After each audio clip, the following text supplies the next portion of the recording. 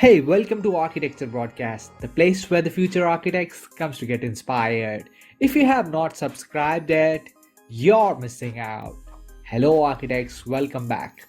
We have already made a previous video on how to register for architecture license. We got a huge response for that video. We also got some suggestions on how to renew the architecture license. So we are making a video for you guys. Without further ado, let's get into the video. It's just simple. Just go to architecture website, then click on e-service, then click on renewal registration, then click on the payment of renewal fees on the left side. After that, it will automatically redirect to the login page. If you forgot the password like me, just go to the email ID and copy paste the ID password which CEO could have sent you when you were registering for architecture. Then just copy paste the email ID and password from your Gmail and just fill the captcha code. Once you are done with the captcha code, it will automatically redirect to this page. Here you can see that your register number, your certification validity. Here you just click on the click here to payment option. Once you pay on it, you will be given and directed to the payment option. Just